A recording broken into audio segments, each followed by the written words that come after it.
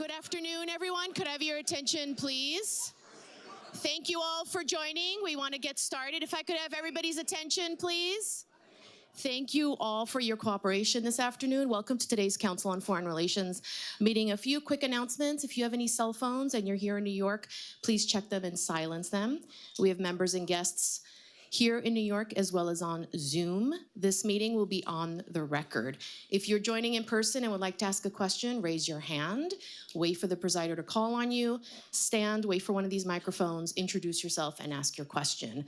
If you're joining virtually, you can click on the raise hand icon on your Zoom window. If you hear your name being called out, please accept the unmute now prompt and then proceed with your name, affiliation, and question. Again, this meeting is on the record. Thank you, everyone.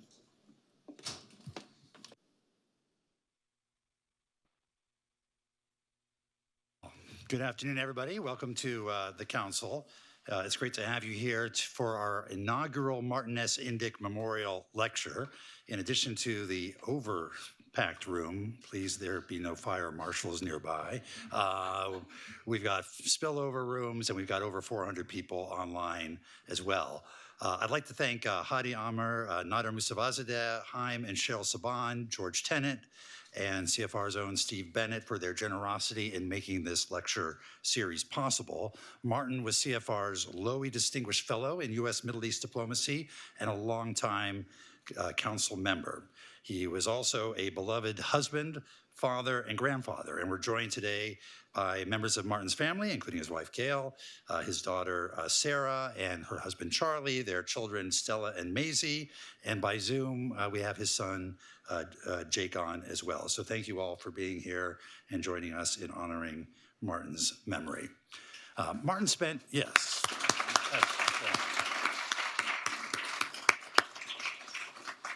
Martin spent his entire adult life working toward peace in the Middle East. He served in virtually every government position that was relevant to that mission, from the White House to the State Department to the embassy in Israel.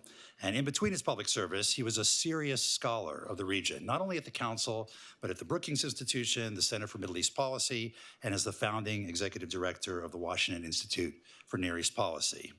About 30 years ago, Israeli Prime Minister Yitzhak Rabin and Palestinian Liberation Organization negotiator Mahmoud Abbas signed the Oslo Accords, launching the incremental process of reconciliation. And at that moment, Martin was President Clinton's special assistant for the Middle East, witnessing what would become the closest the two sides ever came to a durable peace.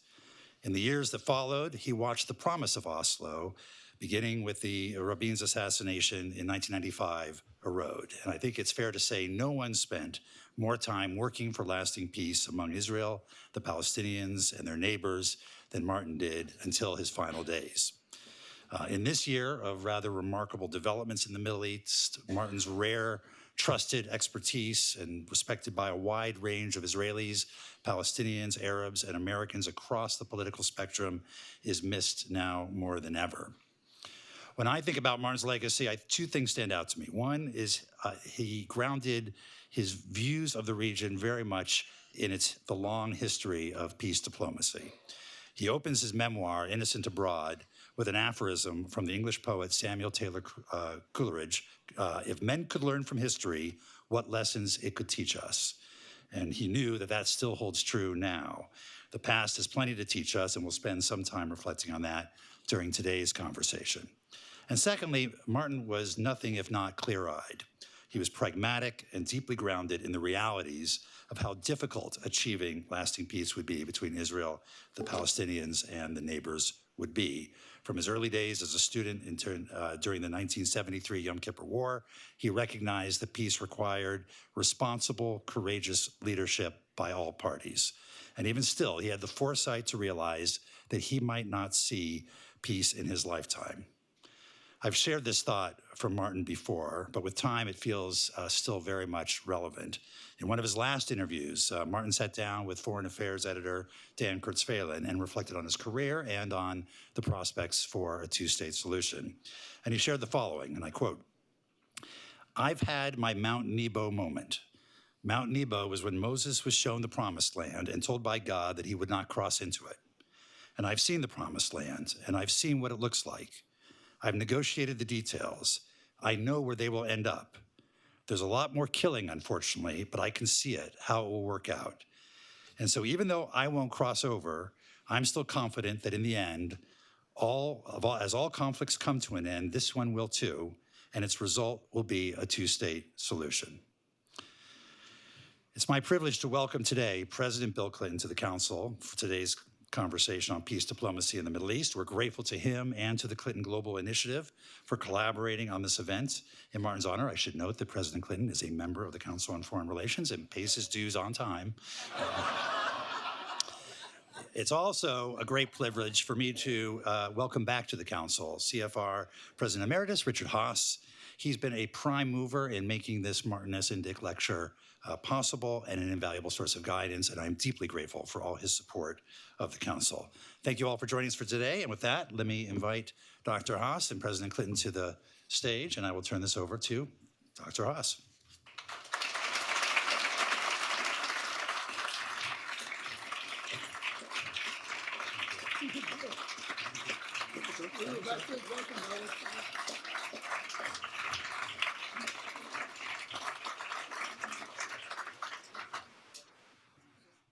Everybody thought that if I was to Richard's right today, I might be safer. It's a first. Yet again, innovation at the Council. Welcome, everybody. Welcome, sir. Thank you. Thank you, Mike. Gail, Sarah. Great to have you here. Sad and wonderful that we're doing this today. Let's just get to it. It's sad for all the obvious reasons, and such a good man, and for me, such a close friend. Also, as it turned out, my successor at the White House was taken from all of us and from his family much too soon. It's sad for this country because we lost a powerful voice when we needed it most. But it's also wonderful that we have this chance to remember and cherish and look back on what Martin had to contribute to the debate. And he was an optimist. And as you know, only Martin, in the context of October 7th, could see improved prospects for a two-state solution. That is as good a definition of optimism as I can find. But it was an optimism that was grounded in realism. It reflected more than anything his concerns about the cost for Israelis and Palestinians alike of drift, of not succeeding, of not realizing what he called the promised land. It was an optimism of choice, if you will, but one in his mind born out of necessity. It couldn't be more appropriate that the speaker at this first lecture in Martin's honor and memory is the gentleman, yes, to my right, the 42nd President of the United States. So I want to begin with a question about Martin. Martin always claimed, sir, that you chose him to work for you for one reason, both at the White House and then as ambassador to Israel. He said, you chose him because you liked his Australian accent. True? That was part of it. You know, we met in 1992. He was briefing me. And I really liked him. And so did just about everybody else that ever knew or worked with him. I think Haim Saban called me a couple of days ago. And he said, you going to do this Council on Foreign Relations thing with honoring Martin? I said, yeah. He said, good. But I thought he was, first of all, I was very impressed with him when he briefed me. Secondly, I was impressed with him because he actually always believed you could do better than you were doing, and that we all had an obligation to do it. Thirdly, I liked him because he was not naive about how hard it is to do things like this. One of the things that, even after all these years, still sometimes gobsmacks me and surprises me is that so much of the discussion of politics is always about what are you going to do and how much money you're going to spend on it. Whether you're a conservative wanting to eliminate taxes or regulation, or you're a liberal wanting to tax more. But there's too little discussion in domestic politics on whatever you're going to do and however much money you're going to spend on it. How do you propose to do it to actually achieve the stated objectives? And of course, that's what diplomacy is all about. So we can talk all day about the how question, but I think this is an important citizenship question. Sooner or later, we will return to some measure of sanity in American politics. And But probably not before the end of this meeting. that seems highly unlikely. So anyway, that's what Martin was to me. He was a walking, pumping, smiling owl guy. And it really does matter. And it matters more now than ever. But just to remind, you became president in January of 1993. Adding me, I should say, I'll add to the unemployment rolls at the time. You may not know this, but Sandy Berger, who became your, Deputy National Security Advisor originally? And yes, and then in my second term, my national security advisor. Handed Brent Scowcroft a note. It was the outgoing national security, and said, we're comfortable with all the following people on the National Security Council staff saying, but we want the following 5 or 6 people out by 11:59 a.m. before you get inaugurated. I want to thank you for making me one of the 5.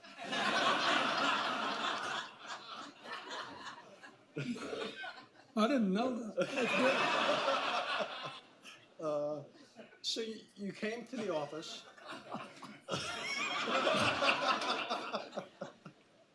That's the virtue of being true. You'd spent your time not at the national scene, but in a state scene. What were your thoughts about foreign policy, and what were your thoughts about the Middle East? When you thought of the job, the enormous office you were about to enter, what was your thinking?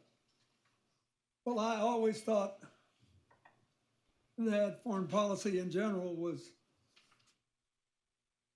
undertaught and underappreciated in American politics. Keep in mind, I committed what a lot of my high school friends thought was political suicide, because I always wanted to be in politics, by going to the Georgetown School of Foreign Service. I did it because I thought the world would grow more and more and more interdependent, and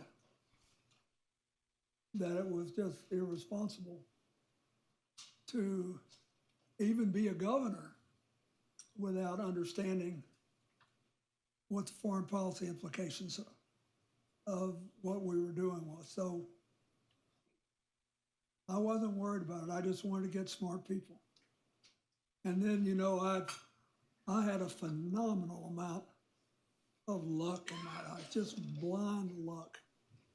I wound up living with Strobe Talbot in Oxford while he was translating and editing Nikita Khrushchev's secret memoirs. I think if Strobe were here, he might have said he had some luck in having you at Oxford. Well, I gave him a good job later, but no, the luck was mine. I would get up. Here I was, this kid from Arkansas, and we had 2 roommates. The other one, some of you may have known, Frank Aller, spoke fluent Mandarin and was given to make a book, Edgar Snow's notes that he took in the caves of Yunnan. So he's writing a book on the Long March, and Strobe gets summoned by Jerry Schechter, who was later President Ford's press person, to come to Copenhagen, as I remember, but anyway, to be given Khrushchev's taped memoirs. And it was great, particularly the old technology. I'd get up every morning and make them both breakfast. That was my job. I was a pretty good short order cook, and I'd make them breakfast. And Strobe would be listening, Khrushchev talking to the tapes. So the first thing he did was to type it out in Russian. Then he would try to make sure it was all accurate. Then he would try to make sure he could turn it into English that was clearly decipherable. And he brought a guy over. This is how crazy our lives are. He was from Cleveland, Strobe is, and he brought a guy over who was a Russian immigrant who was a pharmacist, but he was quite literate. And Boris Pasternak's sister Lydia lived about 3 blocks from where we were living in Oxford, and she agreed to put up this guy Yasha Zagushkin, and they worked on Khrushchev's memoirs. I just happened to be there. I mean, I was so lucky. So, it was about 8, 9 months after you became president, the Oslo Accord came about between Israelis and Palestinians. And quite honestly, the U.S. role was limited in bringing it about. It was something they essentially, as you know, engineered between themselves. Then you had that ceremony on the South Lawn. When Martin and I talked about it, I was there covering it for NBC. And Martin told me that Rabin was most concerned, Yitzhak Rabin, the Israeli prime minister at the time, about how he was going to handle Yasser Arafat's penchant for kissing, his opposite number, and that you all rehearsed how to deal with the kiss. Yeah, we did. Well, first Rabin and I were talking about beforehand. And I said, you know, they'd never really been together. They'd fought each other for 30 years. They'd never been together. I said, you're gonna have to shake his hand. He said, why? I said, it's like we're living in a television world. 1 billion plus people will watch this. You want them to believe that you're making peace or that you're prepared to make a real effort. It won't work. You can't not shake his hand. And he said, all right, but no kissing.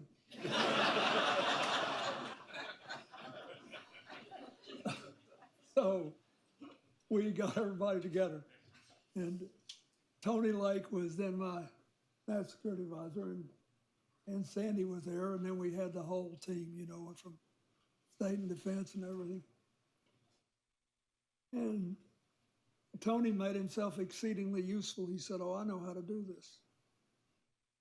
I said, what do you mean? He said, well, we'll pretend that I'm Arafat. No, you pretend you're Arafat, and I'll be Rabin. So I reached out, shook his hand, and he took mine, and then with his other hand, he put it in my elbow. And he said, and I said, I can't get to you. He said, that's it. So he said, now you do it to me. And so I did it to him. Kind of thing you didn't learn at the School of Foreign Service. No. So he said, you're the key to all this, because if he doesn't kiss you, he'll get it that he can't kiss Rabin. So we practiced that until we were blue in the face. Me and the elbow. I got a great elbow move, and it worked. But it was the thing that I found interesting, that I think had a bigger impact locally in the Middle East than was appreciated at the time, is that Rabin was very reserved, tight. But when he started talking, it sounded like the voice of God. And he was the first Israeli leader ever to say that the children of the Palestinians deserve peace and opportunity and a chance to live with a future in mind. It was, when Arafat spoke, he was lovey-dovey with everybody and hugging on people. But when he started talking, he sounded like he was at a local political rally saying, look, guys, I'll take care of all this stuff. Don't worry about anything. So they totally reversed roles when they spoke. And the choices they made worked in the short run for both of them. But for Rabin, they were more significant, in my opinion. He was, I don't know I ever loved another man more than I loved Rabin. I thought he was unbelievable. But the interesting thing is, Arafat was in awe of him. And he had a lot of subsequent, maybe we'll talk about this, Israeli leaders who offered even more for the creation of peace and to say, but there was something about Rabin, and I think it was partly his military bearing and partly he just trusted him. But I want you to think about the world we're living in today and all the things we say about each other. 2 months after this, after we had the signing, we had the first big handover of land under the Oslo Accord. And Israel was preparing to turn quite a chunk of land over in the Middle East and in the West Bank. And it had, the land was in different categories, which defined how much control Israel had and how much Palestinians had. But anyway, we were doing this. And there were 27 maps that had to be signed at the signing. And I was the witness. There were actually 9 maps and 3 copies of 9 maps. But you know, wasn't a lot of land in the West Bank. And these maps were huge, and there were literally hundreds of designations. This is Israel, this is Palestinian Authority, this is about all this stuff. So we're signing and we're fixing to go celebrate. And I had to step out and take a call. We were in the cabinet room at the White House, and I had to step out and take a call. And while I was gone,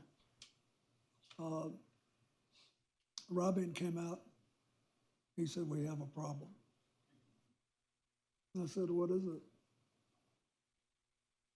He said, there's this side road near Jericho that runs near all the Christian places in the West Bank. And Arafat says that in the negotiations, we agreed to give it to him. And the map says it's ours.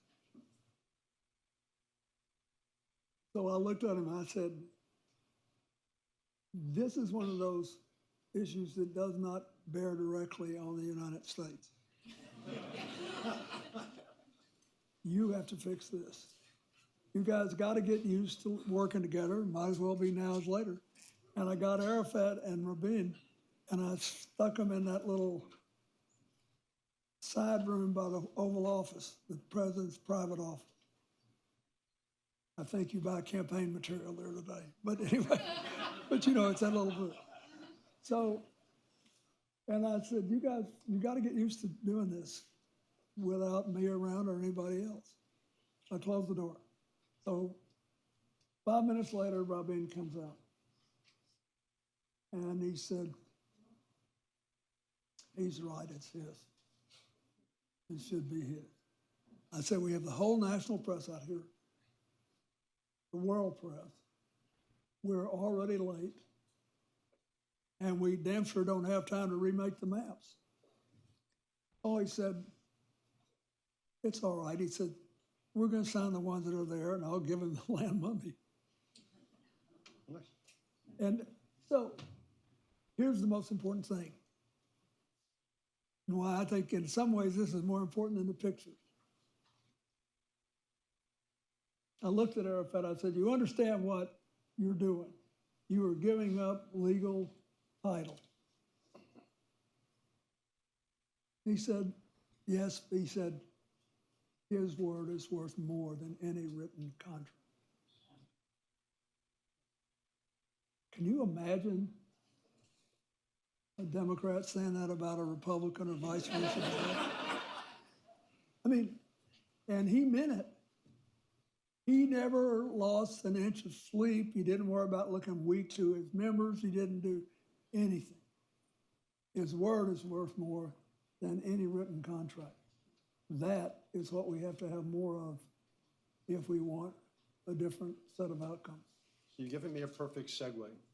Just over 2 years later, you had the assassination of Yitzhak Rabin. And when you look at history, assassinations have obviously happened from time to time. You'd say in many cases, as awful as it was, like World War I would have happened even if the Archduke Ferdinand hadn't been assassinated. But I actually think that Rabin's assassination changed history, and not in a good way. Because I do think, from what you were getting at before, I'm curious whether you agree with me. He was the one Israeli who I think could have both appealed across to the Palestinians and the Arabs, but also he could have brought Israel with him, because he was a reluctant peacemaker. When he stood up there on the lawn and said, "This isn't easy for me," so my view is, when he was assassinated, the religious zealot who killed him knew what he was doing. Because I thought when you killed Yitzhak Rabin, you dramatically weakened the prospects of breakthrough. And I'm curious whether you were close to Rabin, you used the word love, whether you agree with that. Well, first of all, I've often thought if I had a little extra time, I'd like to write a book on this subject. That is, what political assassinations fail to achieve the objectives, didn't fail. A lot of them backfired. John Wilkes Booth got a harsher reconstruction because he killed Abraham Lincoln, not an easier one.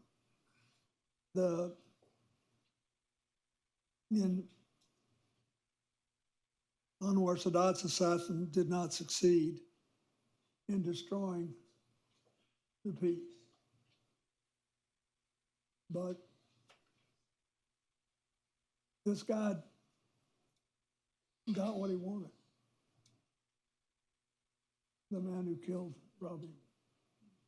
And it's interesting, I was always interested in Israeli presidents, not prime ministers, have the pardon authority. And I was always curious to see what would happen when Likud president started to get elected. And when President Rivlin was elected,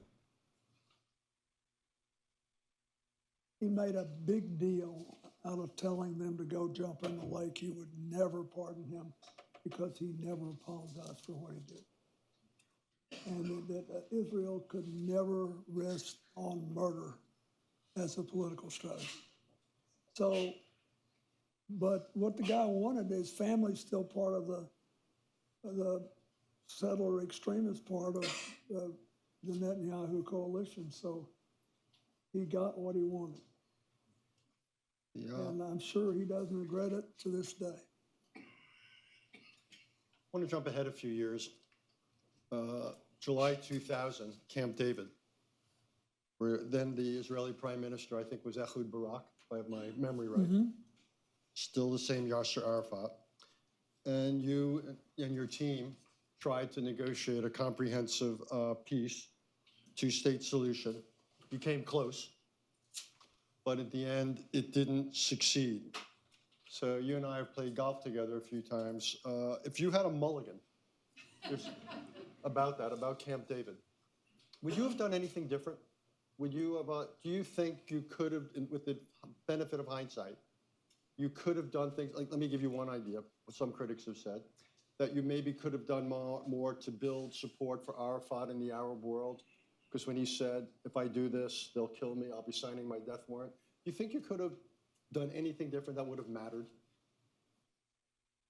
I think it's quite possible. I think I made a mistake that all political leaders involved in these negotiations are all well served by people who are really smart and who want them to succeed, but they also want to control the process.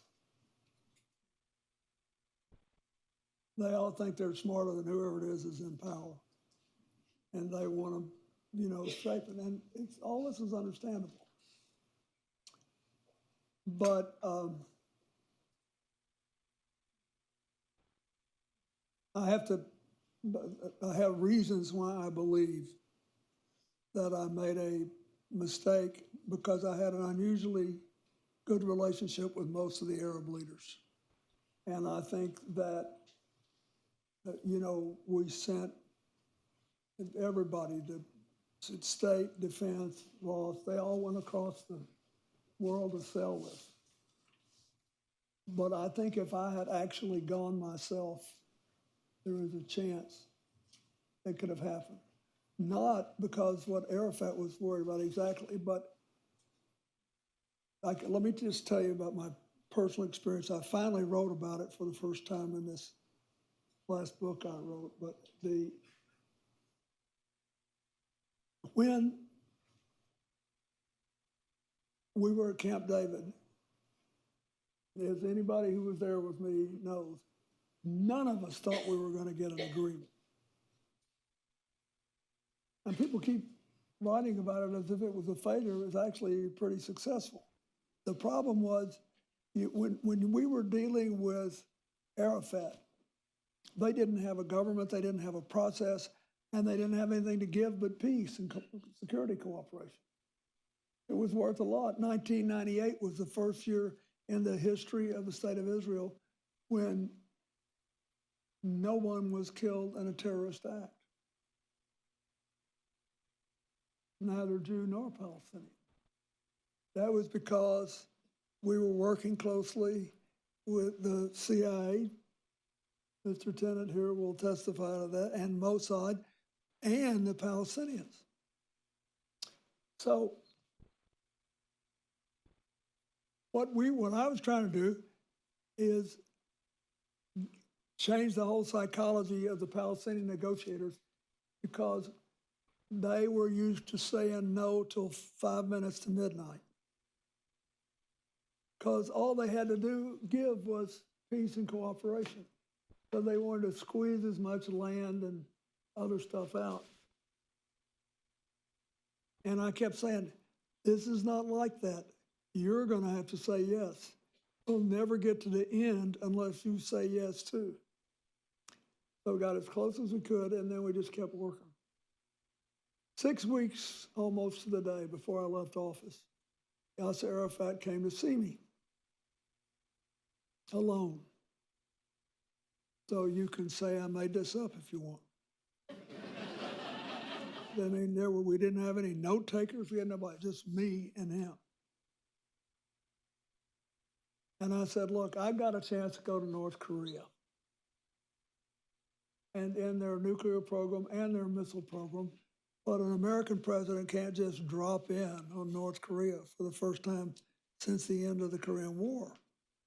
I said, I have to go to South Korea and then to the guarantors, the other guarantors of the treaty, China and Russia, who both had very different governments then. And I have to go to Japan because there are still Japanese prisoners in North Korean prisons. So Arafat said, how long will it take? I said, if I don't sleep or I only sleep on the plane, 12 days at least. And in all the years we were together, it was the only time he ever cried. Now you may think he was a dishonest guy just laughing, but I'm telling you, I had been through all kinds of stuff with him, and what I found was that he emoted a lot and BS'd a lot, but he was careful with his word. I felt like I was bargaining for a rug in the souk in Marrakesh every time I tried to get him to yes on anything. But he was crying, and he said, you cannot do that. I said, why? Because you want to take this deal? and you want it to look like I'm making you do it? He said, yeah, of course. I said, okay. I have to ask you two questions. First of all, do you think I care about your children? I've been so moved by what Rabin said that I never gave another speech when I didn't talk about it too. He said, oh yes, you care much more about us than the Arabs do. We're only useful to them if they have a discontented street and they blame Israel and America instead of their own rulers. That's what we're getting a little out of here in America right now. They're good at, passing blame off. And so I said, okay. But you think I care about your kids? He said, way more than Arabs.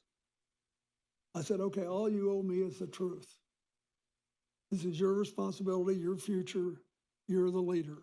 I can't make you take this deal. Let me remind everybody what was in the final deal. They would have gotten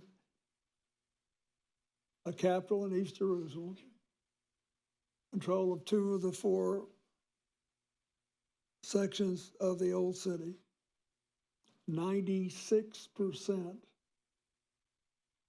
of the West Bank beyond the 67 borders, 4% of Israel, which the Palestinians could choose.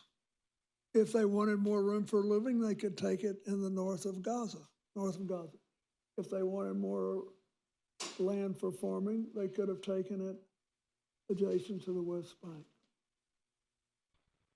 Saddam Hussein was still around then. The Israelis offered them 7 day a week, 24-hour a day, equal access to the listening post, which started outside Jerusalem, went all the way up into the Golan Heights.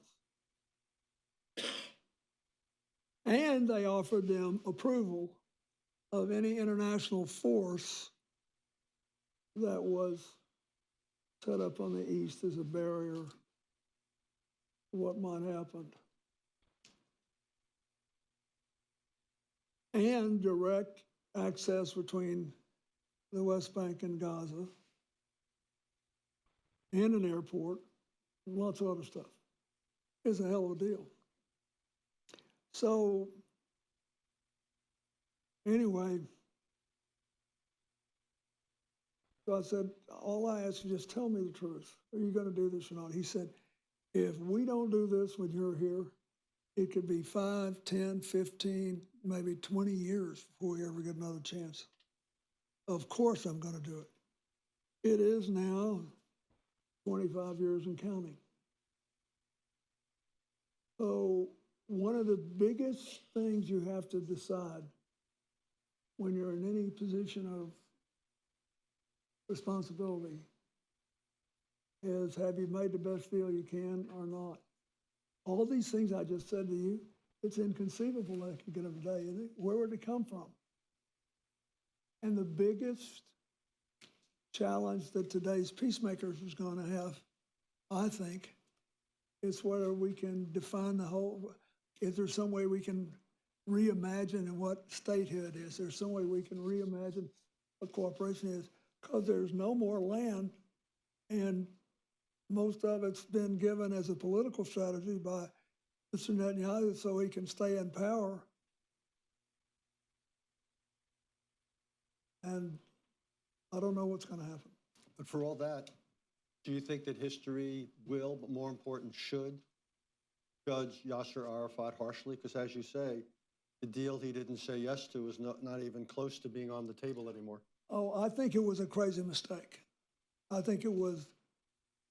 But I also think that he needed more moral and other support from the other Arab states.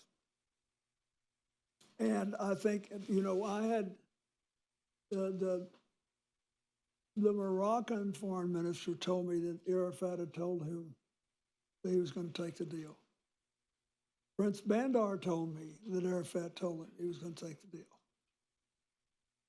And even today, after all these years, I am not absolutely sure what happened, but somebody got him.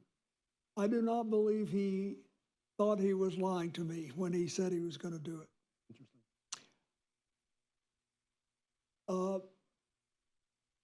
But I think, here's why I think I should have gone.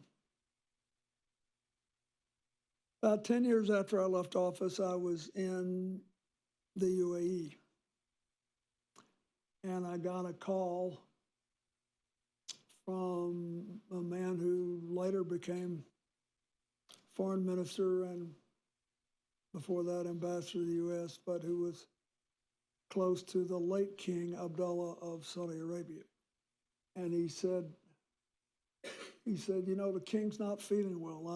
I knew that because we had the same doctor in New York. And he never talked about it, but Abdullah told me about it.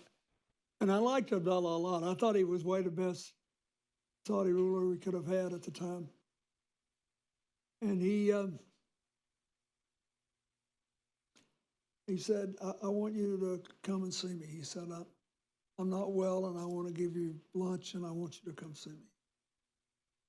And I said, I'll be there in 2 days. And I got in a car and drove from the UAE to Saudi Arabia across the desert. And he said, I could not die without begging your forgiveness. I said, Your Majesty, what do I have to forgive you for? When I was running for re-election, you kept gasoline prices cheap. When they were trying to run me out of town, you flew all the way from Saudi Arabia to sit in the Oval Office to tell the world that the Congress should let me alone. He said, yeah, that's all true. But he said, I still owe you an apology. He said, you know, I'll never forget it. He said, kings are not very good at reading position papers. Something for diplomacy. Not very good. He said, but I've been sick, as you know, and trying to recuperate, and I've had a lot of extra time. And I had my staff actually give me the written proposal that you made. And that Prime Minister Ehud Barak signed off on. And he said, I could not believe it. And I could not imagine anyone could walk away from it. So we assume things about, I should have gone. I shouldn't have asked Madeleine Albright to do it or George Tenet to do it or anybody else. I should have gone to the 2 or 3 most likely pressure points. Because you have no idea, really, how people absorb information or how they weigh it. And usually in monarchies and other authoritarian systems,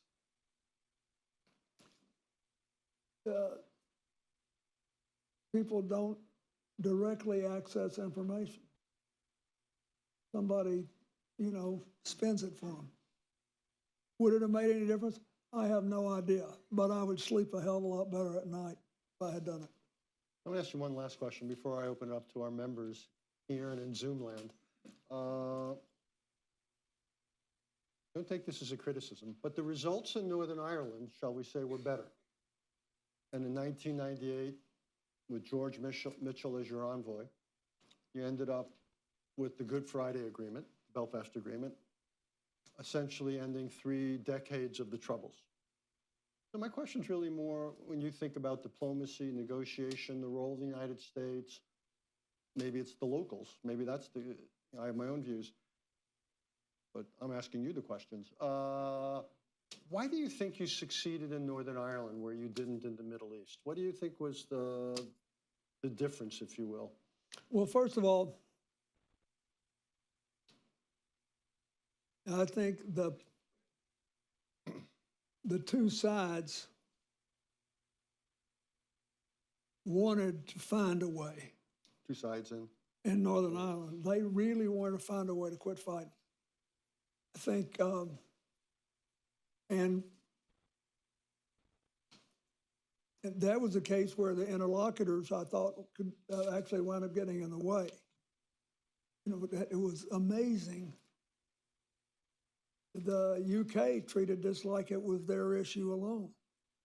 And if we had a special relationship, obviously I had to do whatever they wanted, which I thought was nutty since we had the biggest Irish diaspora. And we might, and since I would never knowingly let anything terrible happen to them, but oh my God, you should, there were even articles in the British press suggesting that I did this whole thing to get even with John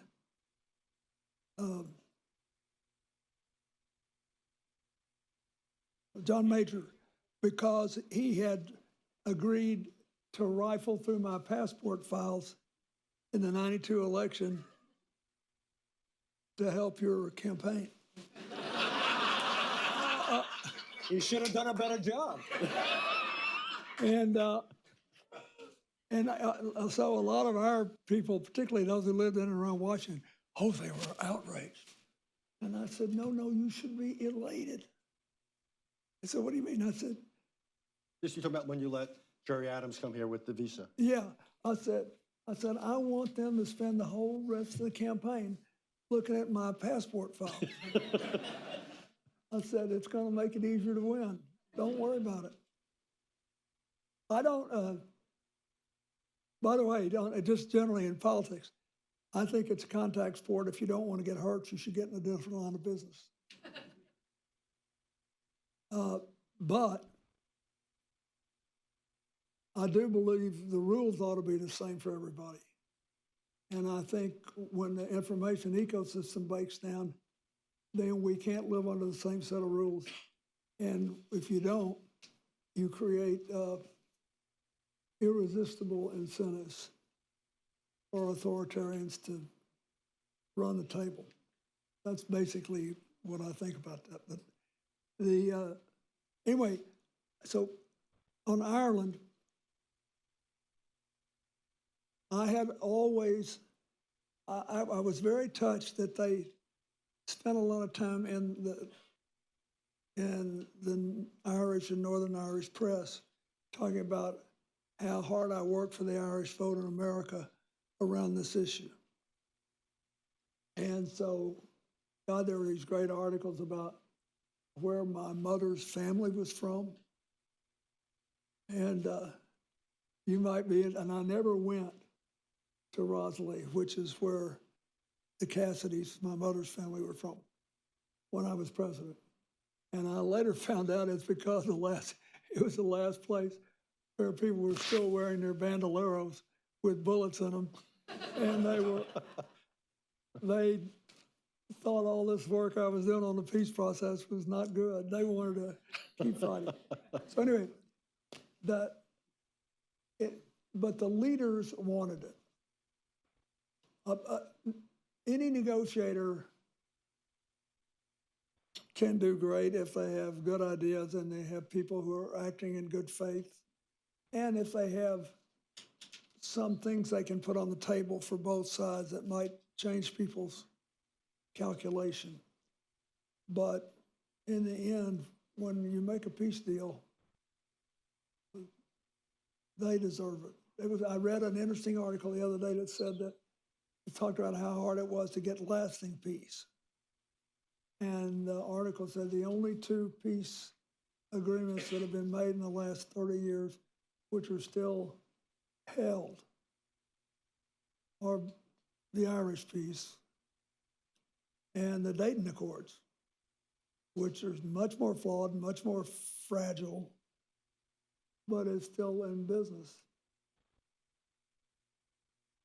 So let's open it up to you, our members. You know the rules. Wait for a microphone. Let us know who you are. Keep it as short as you can. Sir.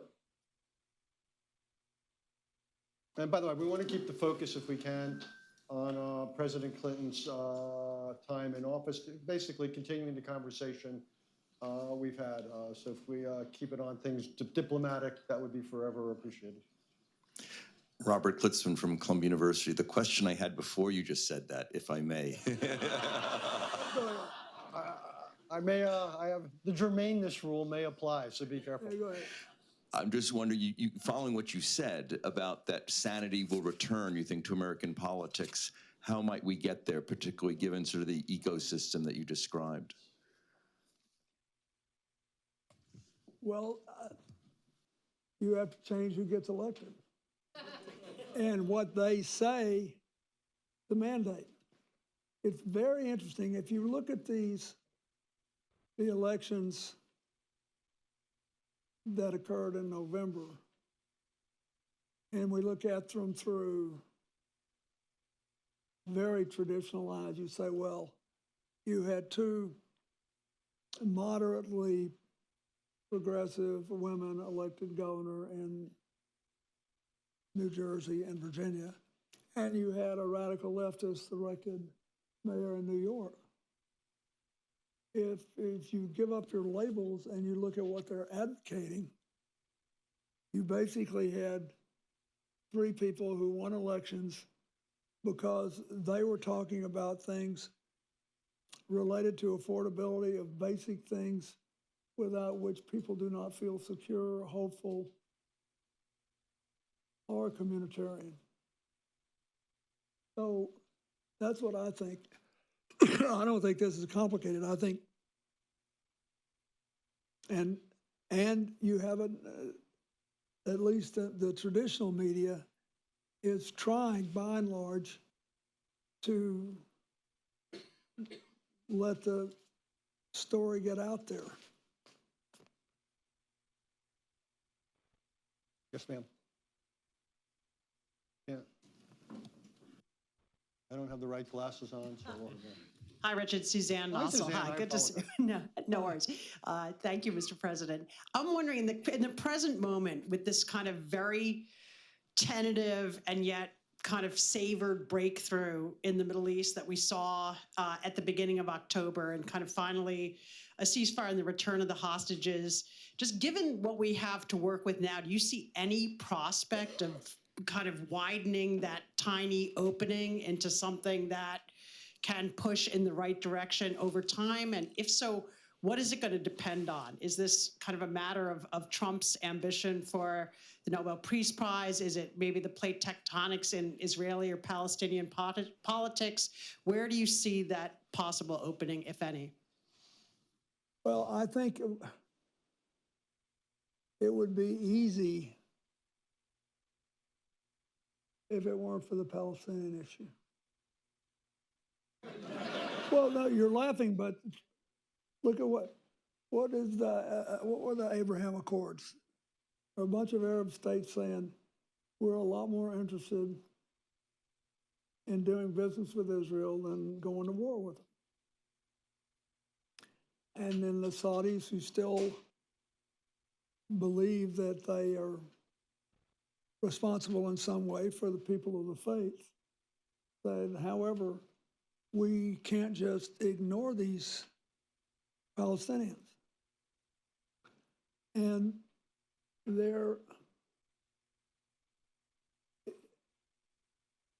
I have spent a lot of time on this in my life, and I don't know if anybody cares enough about them to hang in there. I don't know if basically those who like the Saudis, the current group, they can be lured away from this. I don't know much of anything about that now, except that they need a fix. And they need a fix which is not so significant that it collapses the Israeli government, or they need a new government in Israel, which includes probably some sort of commitment that the prime minister won't have to go to jail. I'd called Hood Barak when this happened. I don't want to betray a confidence, but I said, can't we get an agreement that if you have a unity government, that Netanyahu shouldn't have to go to jail? He said, of course we can. This is Israel. We let people out of prison for a living. And I thought, funny, anybody know how many in the last agreement? Anybody know how many Palestinian prisoners were released? Tens of thousands. How many? I assume tens of thousands. I mean, a huge number. Yeah. So I think all that is doable. Get a question from Zoomland. I kind of feel that members far and away ought to have a chance. We'll But it take our doesn't- next question. One thing, Oh. it's all doable, but it doesn't give you a Palestinian state. Go ahead. We'll take our next question from Aaron Miller. Mr. President, thanks. That was fascinating. You worked closely with Martin at Camp David, and so did I. I was just wondering if in fact, and your last comment was pretty sobering, if in fact what we worked on at Camp David is no longer possible, what should the position of the United States be when it comes to a permanent resolution of the Israeli-Palestinian problem? We're going to need a position that's credible. And to work toward that, have you essentially abandoned the notion that two states or something like it is no longer possible? No, but I think we can't ignore the fact that, for example, it is not an accident that when Hamas attacked Israel, they attacked partly for geographic convenience, but also they attacked the kibbutzim that had the highest percentage of people who passionately wanted a two-state solution and were willing to give land. And that's who Hamas decided to kill. And they did it partly because they have always been more about making Israel unlivable than about protecting the interests of the Palestinians. So somebody's going to have to reimagine this. I've read several clever things which may have potential about, how land can belong to both units or whatever. But you need to start thinking about it, because one of two things is going to happen. We'll have to think of something that hasn't been proposed yet, or we'll have to, in the end, humiliate the Palestinians one more time, because they're now going to be taking a tiny fraction of what I had for them, and they didn't take. And so people will say, well, how did this happen? We don't want that. We need to get free of that. We need, in every kind of, in our personal lives and in our political lives, insofar as possible, we need to have new arguments, not old ones, or a new way of thinking about it, which preserves the maximum amount of integrity and meaning for people on all sides. Mr. President, I'm going to take the last question, prerogatives of the chair, which is say something about the life of an ex-president. I'd be curious to know whether it's more fun to be an ex-president than a president. I have personal reasons to ask about that, but also your sense of where you can make a difference, either with the issues we're talking about today, or domestically, or both. Well, I think, first of all, if you're going to be an ex-president, the question is, how old are you and what kind of health are you in? But if you feel good, I think most of us would go crazy just sitting around or playing golf or whatever. So I made a decision which I probably couldn't make today because of the difference in global politics and American politics. But I made a decision that I wanted to do something about AIDS. I wanted to do something about global health generally. And I wanted to promote more economic and educational opportunities in America and around the world. And I just sort of started with that. And my foundation still writes the contracts on more than half the AIDS medicine in the world today. And we just started doing something because nobody else was doing it. I just kind of fell into it. And then once you go someplace and you start working, something else will come up. Then I had a lot of experience in natural disasters, so presidents asked me to help after the tsunami in South Asia and then after the earthquake in Haiti. And just one thing after another happened. So then the North Korean government said they would only release these 2 Korean American journalists if I'd come get them. That was a no-brainer. But I just found that there was always something there to do if you're willing to do it. But you have to realize you're not the president anymore. The president doesn't want you to do something that involves the international arena. You have pretty much an obligation not to do it. And I think, you know, you can only have one president at a time. It's okay to disagree with the current president, but I found it, I thought less of it was better than more of it. And it never, you know, oh, I don't want to say anything else. Mr. President, when we thought about doing this event, a Martin Indyk Memorial Lecture, we want to do something that was both, you know, again, that cherished Martin's memory, but also dug deep into the issues that he cared so passionately about. And we couldn't have done better than we did today. So thank you, sir. Thank you.